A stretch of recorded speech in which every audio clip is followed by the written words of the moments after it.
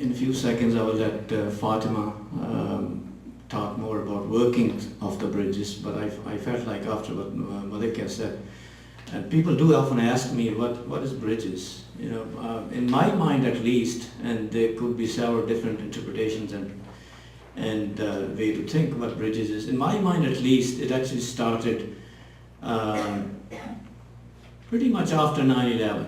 In my mind, that's when Tom Riley at that time, due to contacts by some community members in his office, and he contacted various community leaders, and I happened to be the president of this Islamic Center at that time. So he called us into his office to assure us that you know, if and at that time, as those of you who were old enough at that time remember, that there was a lot of backlash, and he assured us that people who you know, try to do something, take advantage of the situation against Muslims, then he would you know, will prosecute them and do whatever he can to stop that. And he did, and he actually had our faces on various media to show that no Muslims are like anybody else.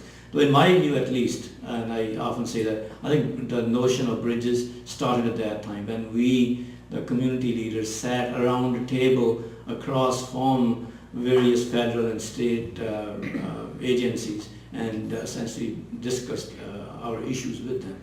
And it has gone on since then, and you know, now we have bridges still in existence after all these years, and hopefully it will still exist for many years to come. So with that, I will ask Fatima to please, so if you can start with letting folks know workings of bridges, what do we do, the meetings, other things, and any issues that we discuss and so on, so folks know what bridges is all about. Thank you. Thank you, Fatima.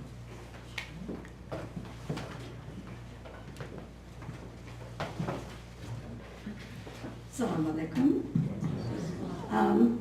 Bridges basically is one of the most important aspects of our society, which is when we are in trouble, what do? We reach out to each other. We talk to each other. We try to come up with a solution together. And that's what Bridges is all about. My generation, the life as we know it, is not the same as for our kids and our grandkids. After September 11th, our religion was hijacked. And it is very important for the moderate Muslim voice to be heard, because the radical voice on all sides is very loud. And unless we speak up in forums like this and in Bridges, that who we are, that what they hear on TV and what they hear, the radical part of Islam, is not the reality. So when we sit in a Bridges type of a forum, what we do is we try to educate each other as to who we are. And trust me, without our government partners, we cannot accomplish anything. Because we cannot live in a world where it is us versus them. They are us, and we are them. And unless we come from that point of view, we're never going to accomplish. Then I would always say, why live in this country when you do not even trust your own government? And so the trust has to be built, and that's what Bridges does. Bridges builds trust, it builds communication, it gives communities a forum as to where to bring our problems and reach solutions together. And I can tell you, Logan Airport has become much better. There are a lot of issues that the Bridges accomplishes without people even knowing that they are. It becomes part of, when they learn and they talk to Muslims on a regular basis, it becomes part of their, okay, no, this is not right. This is not how I should be thinking. And hopefully it goes to the rest of the community, and that's very important. And one of the biggest assets that Bridges has is Carmon Ortiz. She has been dedicated to Bridges, and so it's my greatest honor and pleasure to introduce her today.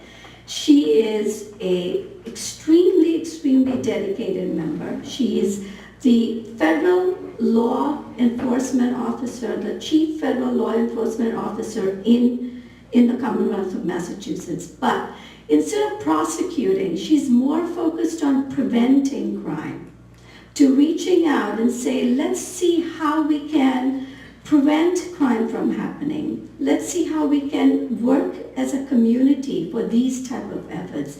She, as her role as the U.S. Attorney for the Commonwealth of Massachusetts, she's taken an oath of upholding the Constitution of the United States.